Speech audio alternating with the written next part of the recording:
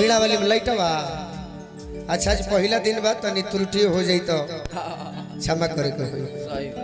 ऐसे कि यूट्यूब के दिन बा खियावे वाला दिन में भी और कलाकार लोग के नाम हो यूट्यूब के चलते अब बर्बादो हुई तो यूट्यूब के चलते सही बात। कल परसों हमारे को गीत आई रहे कि लवभर के घर हमारे पड़े ला रे हवे शेरे बिहारे एगो दोसर जने यूट्यूब पर और मधु के संगे हमारे कोरा में फोटो खींच के और डाल दिले बड़े कि ये देखिए गोलू राजा ने खड़े ही रेल दिया तो यूट्यूब के चलते नामों बा तो बर्बादियों बा सही बात। तो अब तनी 2024 में ध्यान देव सब ऐसे कि पद्म श्री नजदीक बा जल्दी आवे वाला बा पद्म श्री मैथिली ठाकुर कल्पना जी और बाद गोलू राजा हमारा बात चांस सनी जी के बनी सही बात। ताई एगो भक्त कहता है माई ए माई तो चैतो असरहवा भूखबो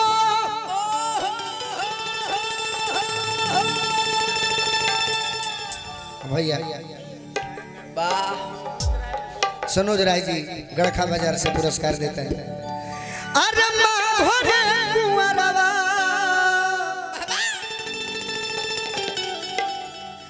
नौरतरवा भूखबो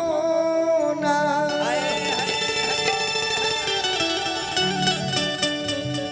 तो फाल हरवा नीर हरवा नौरतरवा भूखबो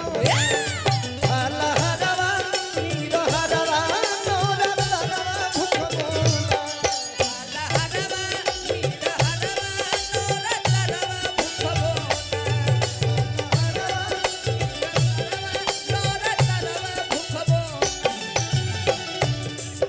माय अम्बे पावर टूल्स गड़खा बाजार के माध्यम से पुरस्कार मिलल चैतया सरहवा भूखबो माँ घरे कुंवरवा नौरतरवा भूखबो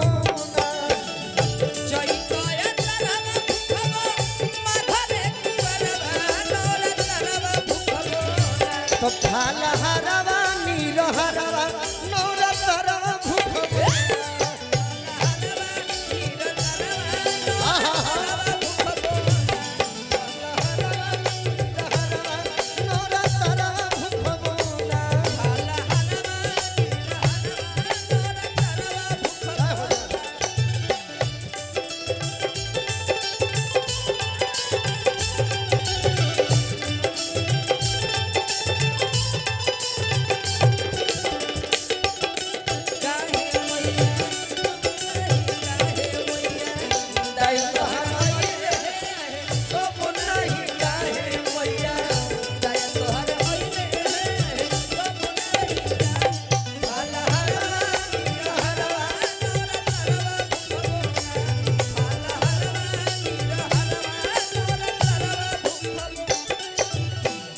अभी अभी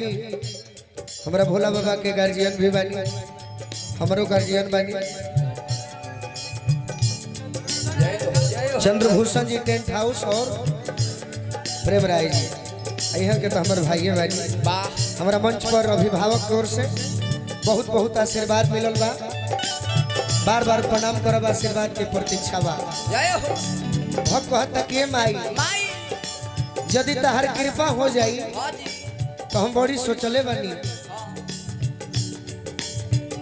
कलसा ऊपरवा एक रंग के वो हरवा नौरतरवा भूखबो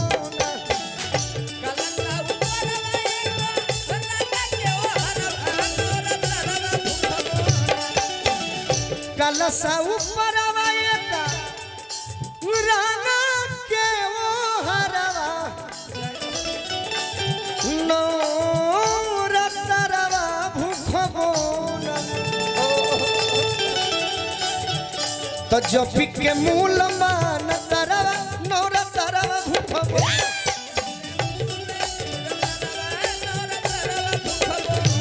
जपी के मूल मान तरवा नौरतरवा भूखबो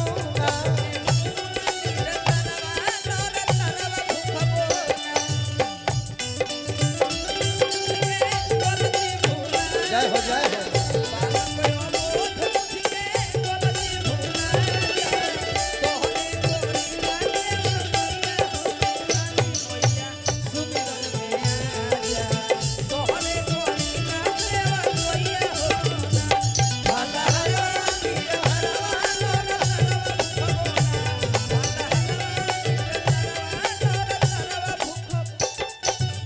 घर का भक्त कहता है माई कि ये कहीं असरवा शिकारी के पाचरवा नौरा तरवा भूख बोना